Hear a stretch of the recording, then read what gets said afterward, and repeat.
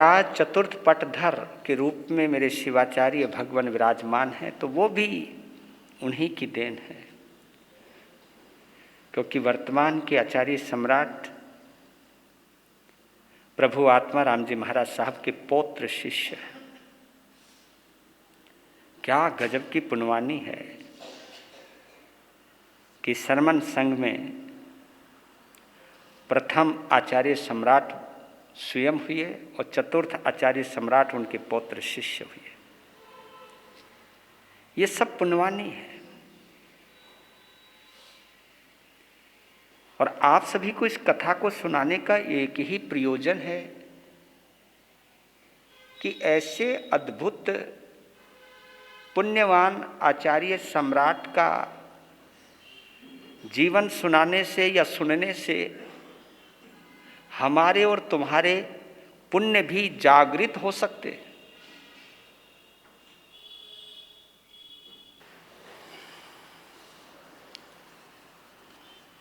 जिसकी कथनी और करनी एक होती है, उसी को जबान सिद्धि मिलती है। उसके मुख से जो निकलता है वो कभी अधूरा नहीं रहता।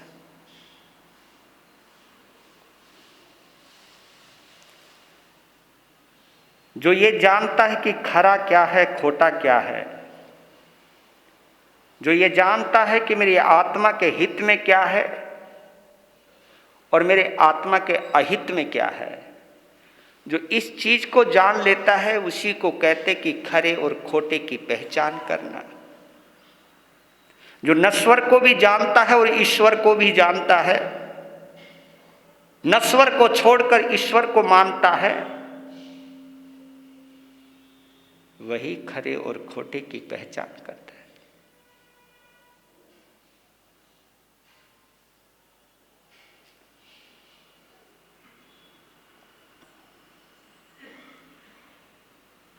जिसके अंदर एक ही भाव है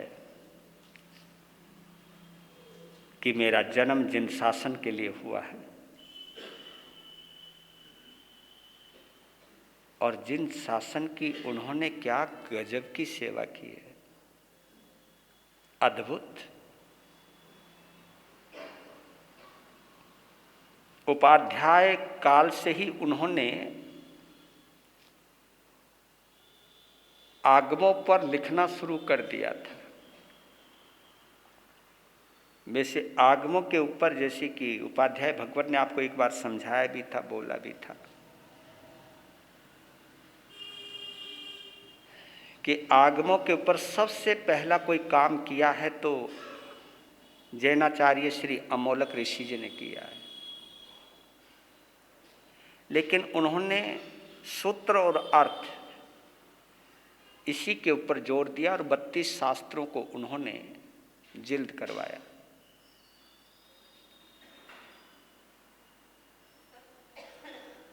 उसके बाद आचार्य घासी लाल जी ने भी प्रयास किया है, कुछ आगे बढ़े। वो संस्कृत, प्राकृत, हिंदी और गुजराती, इन सब भाषाओं का मिक्स किया। उन्हीं चीज़ों को जो अमोलक ऋषि जी ने हिंदी और प्राकृत में किया था, उन्होंने 2 भाषाएं और जोड़ दी, गुजराती और संस्कृत। फिर भी कुछ ना कुछ उसमें अधूरापन रह गया था, क्योंकि उससे पता नहीं चलता था कि आगमों में कौन से शब्द बड़ी गहनता लिए हुए हैं। एक एक गाथा में कितना गहन अर्थ छिपा हुआ है, समाया हुआ है। तो आत्म ध्यान साधना के माध्यम से उन अर्थों की गहराई में गए और उन गाथाओं के रहस्य जान करके, उनकी गहराइयों को नाप करके, जांच करके उन्होंने विशेष टिप्पण लिखे हैं, टीकाएं लिखी हैं हिंदी के अंदर।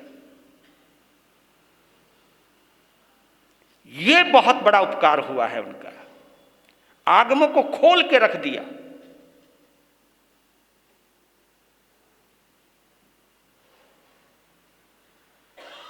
उन्होंने अधिकांश समय आगमों को दिया, केवल वो आहार पानी के समय ही कुछ यूज करते थे और अधिकांशतः तो व्रत और उपवास करते ही रहते थे ताकि लेखन में कोई व्यवधान ना आए। देखिए क्या हम इसलिए व्रत उपवास नहीं करते यार लोगों से मिलने में कहीं कठिनाई ना हो जाए, लेकिन वो व्रत उपवास इसलिए करते थे ताकि मेरा जन संपर्क कम हो जाए, आगमों के साथ मेरा संपर्क बना रहे। तो एक बार मेरे बंधुओं, मेरे श्रद्धालुओं, मुझे तो लगता नहीं जितने मेरे श्रोता बैठे हैं कि प्रभु आत्मा राम जी महाराज के आगमों का कभी आपने पठन भी किया होगा। समय नहीं है ना। जय हो आत्मा राम जी महाराज की जय हो। ये है, लेकिन जो उन्होंने दिया है, जो उन्होंने किया है, उसको महसूस करने का समय नहीं है।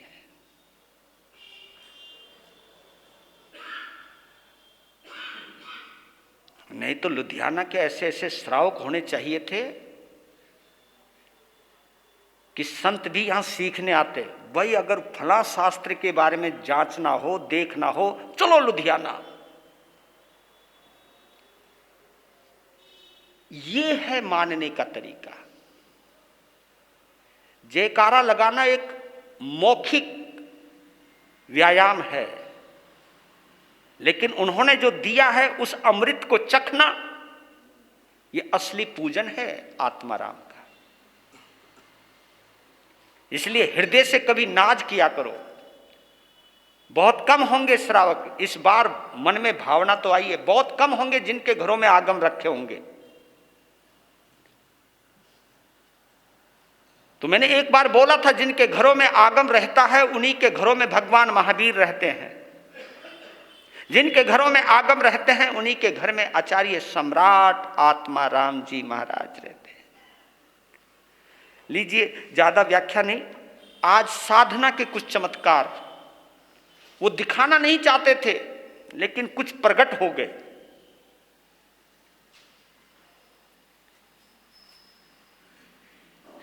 ये घटना सन 1919 की है, क्योंकि 2020 तो हम सब ने देखा है, राइट। शायद 1919 तो शायद कोई देखने वाला है भी नहीं। यहाँ है कोई? ओ नहीं है भाई, 2020 देखा है। हाँ,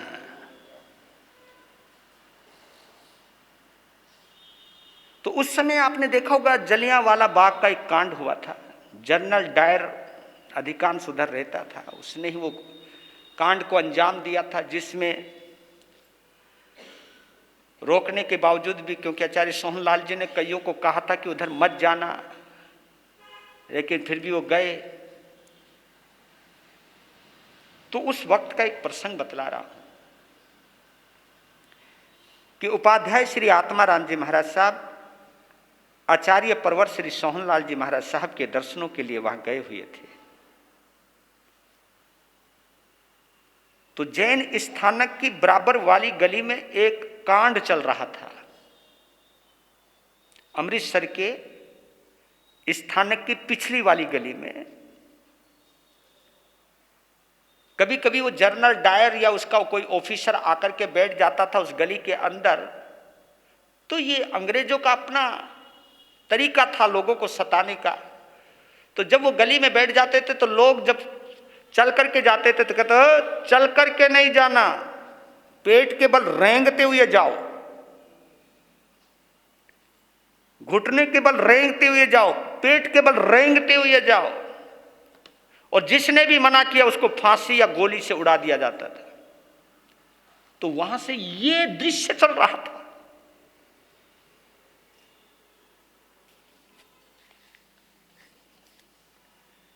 क्योंकि निरंकुश शासक जो होता है वो निर्दयता की किसी भी सीमा तक जा सकता है।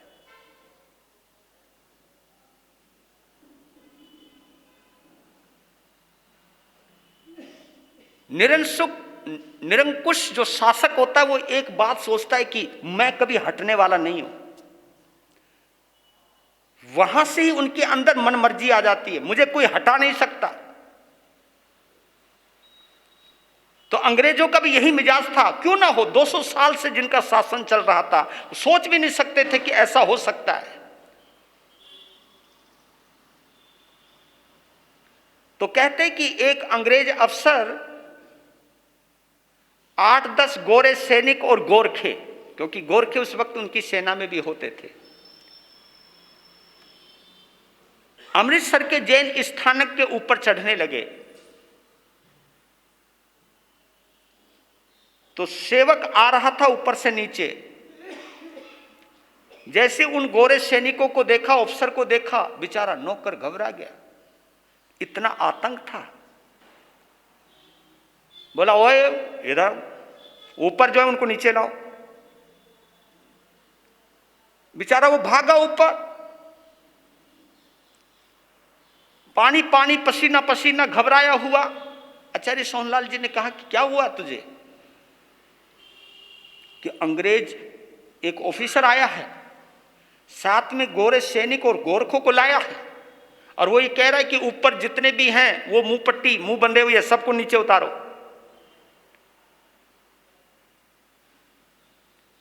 ये शब्द सुनते ही एक बार तो आचार्य सोहनलाल जी महाराज भी शक पका गए।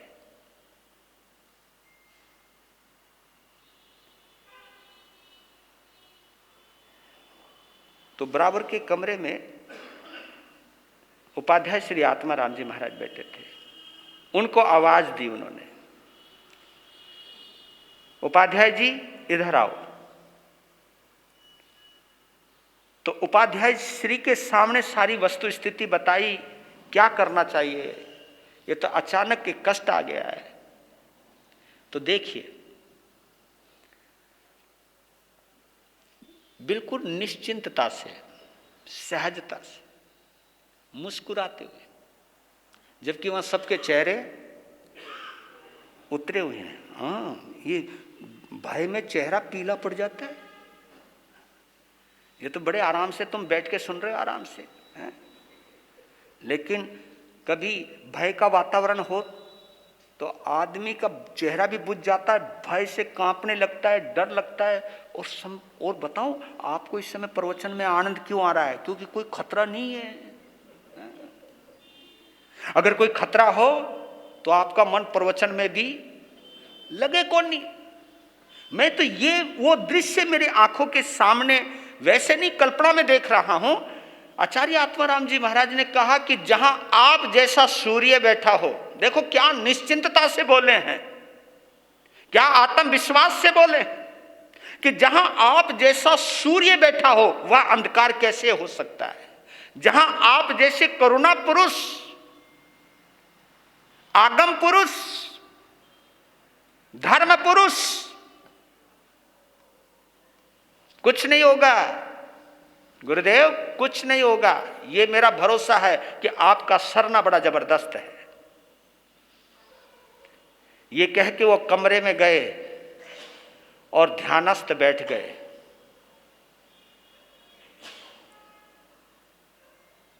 थोड़ी देर में वो अंग्रेज और वो सैनिक, वो गोरखे नीचे उतर गए, कोई भी ऊपर नहीं आया। ये साधना के चमत्कार बतला, क्योंकि कहीं ना कहीं इसके अंदर आत्मा में अनंत शक्ति है, और जब हम इसको जिन शासन के अंदर उपयोग करते, देखिए अगर आप अपनी शक्तियों का केवल अपने स्वार्थ में इस्तेमाल करोगे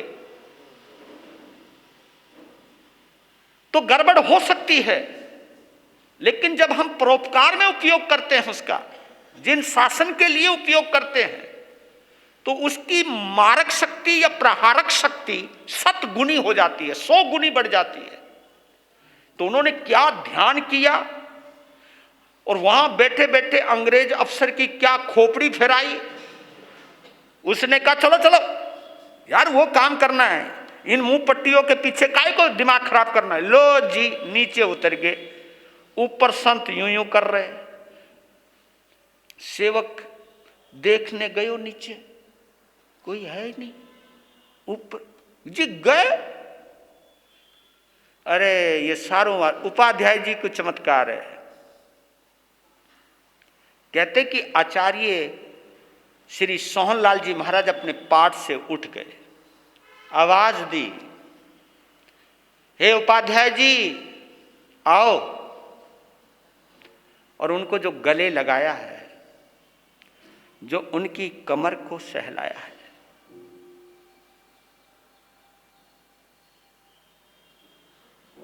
ये चीज ऐसे नहीं आ जाती।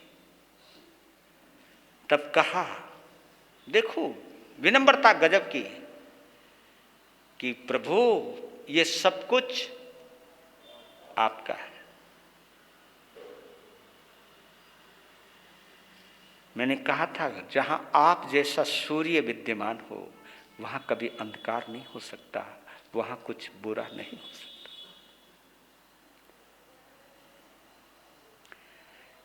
एक और घटना कसूर नगर की, फिलहाल वो पाकिस्तान में है। हमारा पहले जो हमारी जो संप्रदाय कहलाती है, या कि पंजाब की संप्रदाय कहलाती है, पंजाब का एरिया बहुत बड़ा था। पहले जो हरियाणा था, हिमाचल था, ये भी पंजाब में ही था। दिल्ली से बिल्कुल सटा हुआ था पंजाब, और कहां तक, कराची तक गया हुआ था। मतलब आप इतना इतना, क्योंकि पाकिस्तान के अंदर भी पंजाब है, वहां पर भी पंजाब के नाम से जाना जाता, वहां पर भी पंजाब है। तो सब लाहौर, ये सब चीजें उसी के अंदर अंतर्गत आती थी। तो आप इससे अंदाजा लगा सकते हो कि जैन शासन का क्षेत्र कितना विस्तृत था, कितना विशाल था। और पंजाब संप्रदाय उस वक्त भी सबसे बड़ी संप्रदाय मानी जाती थी। तो कसूर के अंदर उपाध्याय श्री आत्माराम जी महाराज साहब का चतुर्मास चल रहा था। उस वक्त उनके साथ तपस्वी स्वामी श्री लाभचंद जी महाराज थे। ये प्रसंग श्री लाभचंद जी महाराज ने आचार्य सम्राट पुस्तक के लेखक ज्ञान मुनि जी को सुनाया था। वो तो बोल रहे थे आचार्य श्री जी, लेकिन उस वक्त वो उपाध्याय थे।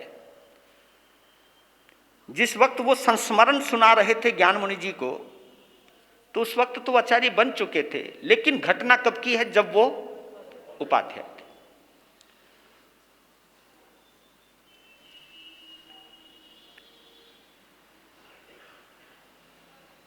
तो तपस्वी लाभचंद जी महाराज कभी कभी उनके साथ जाते थे, उनको लेकर के जाते थे। तो एक बाग के किसी कोने में एक प्रासुक जगह पर बैठ करके वो घंटों ध्यान करते थे। जिस दिन उनका उपवास होता था, लोगों से कोई मिलना नहीं होता था, तो वो उधर चले जाते थे, साथ में लाभचंद जी को ले जाते थे। तो वो तो ध्यान में मस्त, और वो तपस्वी थे। लाभचंद जी तपस्वी थे, वो ध्यान साधक थे।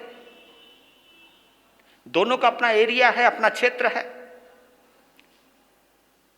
तो एक दिन पता नहीं तपस्वी लाभचंद जी को क्या हुआ, पांव पकड़ लिए। कहा कि जो आप कायोत्सर्ग करते हो, जो आप ध्यान करते हो, घंटों घंटों बैठे रहते हो, और आपके चेहरे पर धीरे धीरे धीरे धीरे नूर बढ़ता ही चला जाता है, बढ़ता ही चला जाता है। और जब आप ध्यान से उठ करके आते हो तो एक गजब की आभा होती है, गजब की चमक होती है आपके ऊपर। उस चमक से जो आपका चेहरा चमकता है, ये तो केवल आपके शरीर से ही झलकता है। लेकिन ये मैं पूछना चाहता हूं कि इस ध्यान और समाधि से लाभ क्या होता है?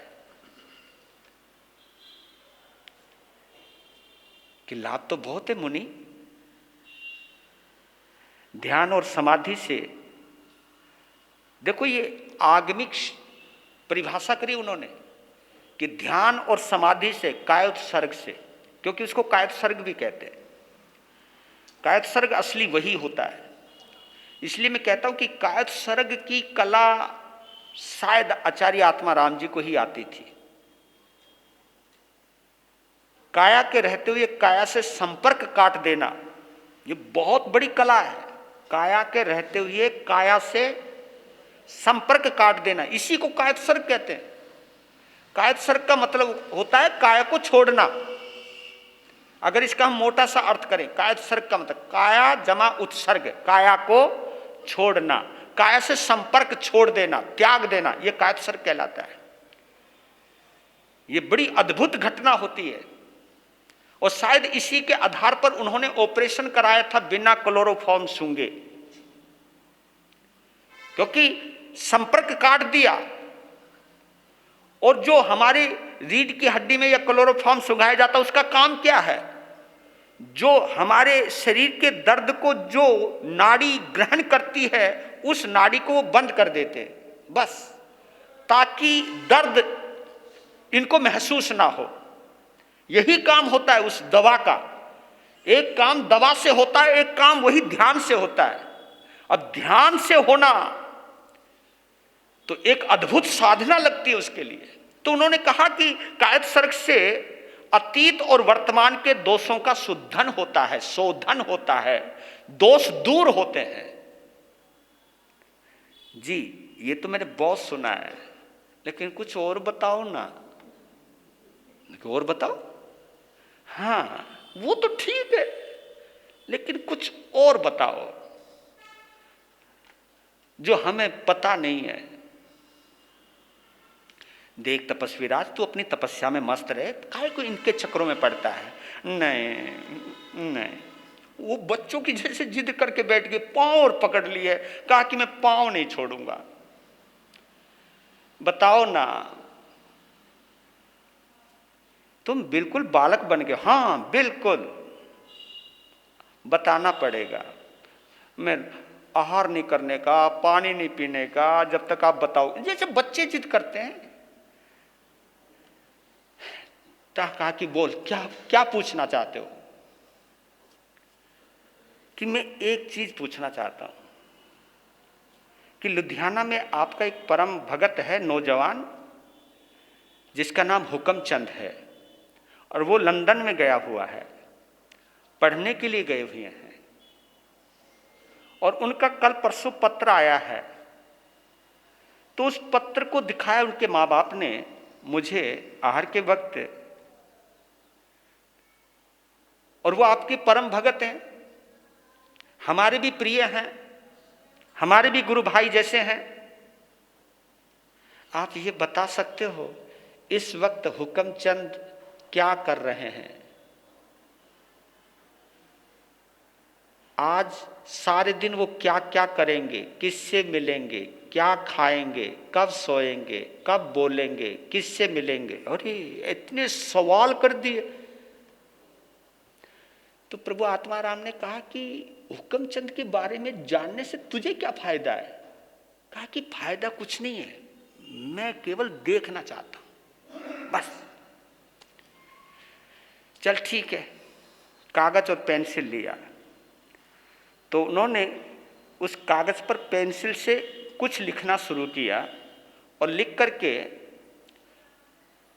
एक आगम की किताब थी उसमें रख दिया। कहा कि अब तुम एक काम करो, एक पत्र लिखवाओ हुक्मचंद को इसी समय, आज की डेट डालना कि वो कब उठा, क्या खाया, क्या पिया, किससे मिला, क्या पढ़ा, क्या किया, सब कुछ पूछना।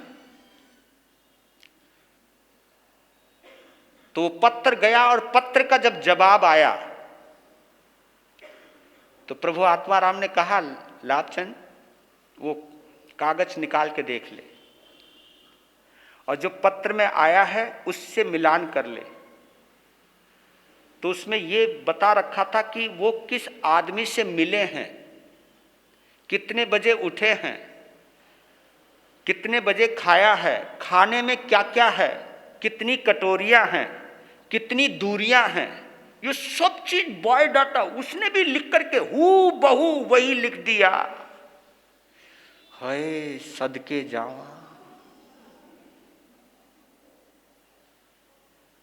कसूर से लंदन की दूरी तकरीबन 10,000 मील की है, किलोमीटर नहीं, मील की है। और वहां का दृश्य इस तरह खींच देना, जिस बंदे से मिले उसका नाम बता देना, क्या खाया वो सब बातें बता देना, कैसे कपड़े पहने ये बता देना, आप इसको क्या कहोगे? ये समाधि और ध्यान का चमत्कार है, ये ध्यान की गहराई है। मैं तो आश्चर्य में पड़ जाता हूं कि मैं सोचता हूं कि हम तो शायद रोटी खाने के लिए संत बने। हाँ, यह क्या गजब की साधना है, हम नहीं कर पा रहे। पर लेकिन ये सब शक्तियां अंदर मौजूद हैं, इसी आत्मा के अंदर शक्तियां मौजूद हैं। कितना दूर देख सकती है यह आत्मा ज्ञान के माध्यम से। अब मुझे पता चला कि भगवान महावीर ने अवधि ज्ञान का इस पंचम आर्य में मना नहीं किया। अवधि ज्ञान का मन है प्रवेग ज्ञान का लोभ बताया। अवधि ज्ञान का लोभ विशेष साधना से आज भी इस ज्ञान को प्राप्त किया जा सकता है, और यह ज्ञान केवल आत्मा से होता है। मति श्रुत ज्ञान अनुमान से होता है, अनुमान से चलता है वो, इसलिए वो प्रोक्ष ज्ञान है। प्रोक्ष हिडन नॉलेज, छुपा हुआ ज्ञान अनुमान पर चलता है। आप अनुमान लगा सकते हो, ये हो सकता है, ये हो सकता है, ये हो सकता है, लेकिन अवधि ज्ञान प्रत्यक्ष ज्ञान में आता है, ये डायरेक्ट आत्मा से चलता है। तो ये गहराई उन्होंने प्राप्त की है, ये अद्भुत है मेरे लुधियाना वालों, ये अद्भुत है। शायद ऐसी ध्यान की उत्कृष्टता मैंने कहीं सुनने को मिली नहीं होगी, मैं मना नहीं कर सकता हूं, क्योंकि बड़े बड़े महापुरुष इस धरती पर हुए हैं, हम किसके लिए क्या बोल सकते हैं। एक ये घटना, और लुधियाना शहर की तो वो घटना आपको मालूम ही है, बहुत लोग संत सुनाते हैं। मेमोरियल हॉस्पिटल की वो घटना है। डॉक्टर वर्जन का नाम भी आपने सुना है, ये घटना अधिकांश प्रसिद्ध है। जिन्होंने वो 12 फुट से गिर गए थे तो हड्डियां टूट गई थी, जंघा की 3 हड्डियां टूट गई थी, उसका ऑपरेशन किया था डॉक्टर वर्जन ने। तो उनका स्वास्थ्य लाभ लेने के लिए आए, तो उस वक्त तो वो आचार्य थे, उस वक्त तो उन्होंने पूछा तुम ठीक हो। उस वक्त ज्ञान मुनि जी महाराज साहब वहीं बैठे हुए थे उनके पास। ये जो लेखा जोखा है ये उन्हीं के समक्ष है, उसके साक्षी रहे हैं ज्ञान मुनि जी महाराज साहब। डॉक्टर वर्जन से जो वार्तालाप चला है उसके साक्षी रहे हैं। तब उन्होंने पूछा था कि तुम कहाँ के हो? तो उन्होंने कहा कि मैं कनाडा में रहता हूं और यहां प्रैक्टिस करता हूं।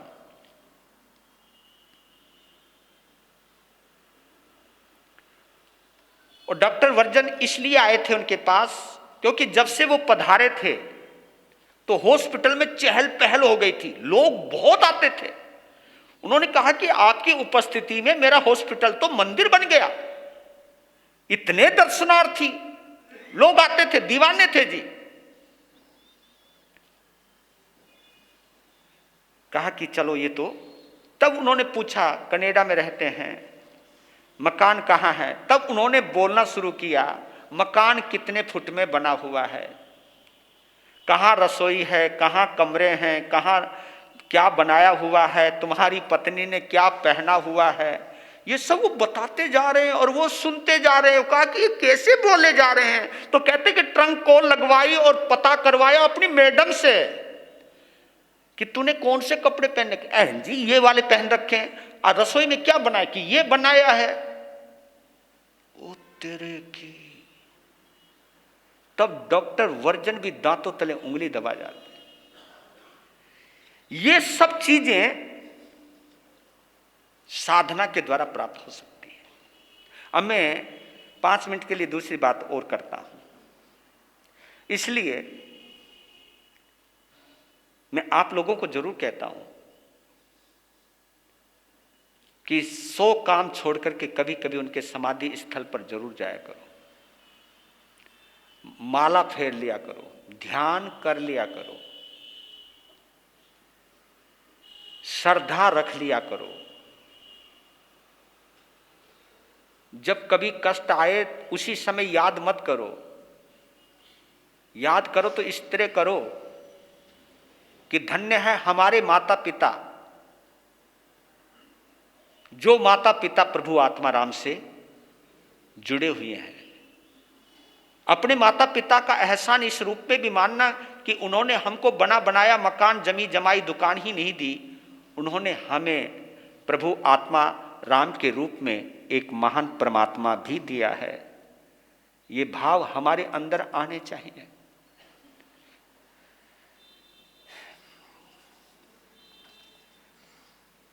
अजमेर की यात्रा, क्योंकि जब वो राजस्थान गए हैं तो उससे पहले की घटनाएं मैं बतला देता हूं कि चाहे आध्यात्मिक जगत हो, चाहे सामाजिक जगत हो, चाहे पारिवारिक हो, चाहे राष्ट्रीय हो, चाहे अंतर्राष्ट्रीय हो, चाहे कुछ भी हो, इन सबके विकास में एक चीज लगती है। क्या? एकता। क्या लगती है? चाहे समाज हो, चाहे परिवार हो, चाहे देश हो, चाहे विदेश हो, जहां एकता है वहां प्रगति है, जहां एकता है वहां विकास है, जहां एकता है वहां जीत है। इसलिए शायद संस्कृत में वो एक श्लोक, एक छोटा सा स्लोगन आता है, संघे शक्ति कलि युगौ, यानी इस कलयुग के अंदर, इस पंचम आरे में अगर कोई शक्ति है तो बस एकता की है। अगर तुम एकता में हो, जबकि बड़ी मुश्किल है ये, इस कलयुग में एकता होनी बहुत मुश्किल है, क्योंकि एकता इसलिए नहीं हो सकती क्योंकि हर बंदे का अपना अपना निजी स्वार्थ है। सब अपने अपने धंधों में पड़ गए, अपने अपनी महत्वाकांक्षा में पड़ गए। लेकिन अपनी महत्वाकांक्षा को दूर करके अगर कोई व्यक्ति एकता के सूत्र में बन जाए तो आज इस कलयुग के अंदर कोई शक्ति है तो एकता की शक्ति। तो कहते कि अखिल भारतीय श्वेतांबर स्थानकवासी जैन कॉन्फ्रेंस की तरफ से अखिल भारतीय साधु सम्मेलन की चर्चा ने जोर पकड़ा। अखिल भारतीय साधु सम्मेलन यानी एक ऐसा सम्मेलन जिसमें पूरे भारत के हर संप्रदाय के, ये स्थानकवासी परंपरा की बात कर रहा हूं, स्थानकवासी परंपरा का, हर परंपरा का साधु एक जगह इकट्ठा होना चाहिए। इसकी मुहिम सबसे पहले किसी ने चलाई है तो किसने चलाई? अखिल भारतीय जैन स्थानकवासी कॉन्फ्रेंस ने। यह ताकत है आप लोगों की, हमारी। आप लोगों ने यह प्रयास किया। जब इस सम्मेलन की चर्चा प्रभु आत्मा राम के कानों में पड़ी तो उनका चेहरा खुशी से खिल गया और कहा कि यह बहुत अच्छा प्रयास है। महावीर के जितने अंग भंग हुए हैं, महावीर के सिद्धांतों के जितने टुकड़े हुए हैं, क्योंकि जितनी संप्रदाय थे उतनी प्रभु महावीर के टुकड़े थे, तो वो चाहते थे ये अगर आपस में मिल गए तो भगवान संपूर्ण हो जाएंगे।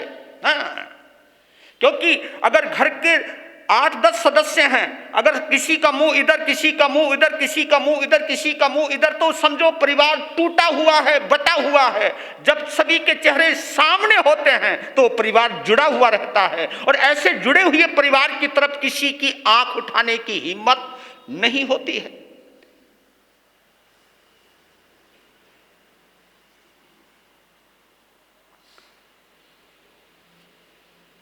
तो सबसे पहला सुझाव आचार्य श्री सोहनलाल जी महाराज साहब को प्रभु आत्माराम जी ने दिया कि कॉन्फ्रेंस के इस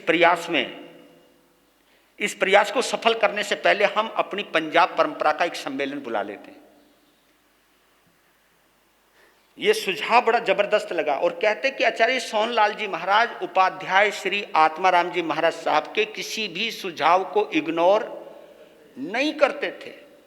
वो जानते थे ये वो साधक है जो प्रभु महावीर से डायरेक्ट जुड़ा हुआ है, तो इसकी बात कभी टालनी नहीं, और ये कभी बेवजह कुछ कहता नहीं है। ये सम्मान, ये विश्वास प्राप्त करना सबसे बड़ी बात। समय आपका हुआ आज इतना ही विराम लेता हूं, क्योंकि घड़ी पर नजर चली गई। भगवान बैठे हैं तो कल थोड़ी सी सम्मेलन की चर्चा और फिर आगे कुछ और चर्चा कर लेंगे। ये सब भूमिकाओं में कितनी बड़ी भूमिका रही है प्रभु की, उनको स्मरण करने का, उनको समझने का, उनको याद करने का मौका मिला है।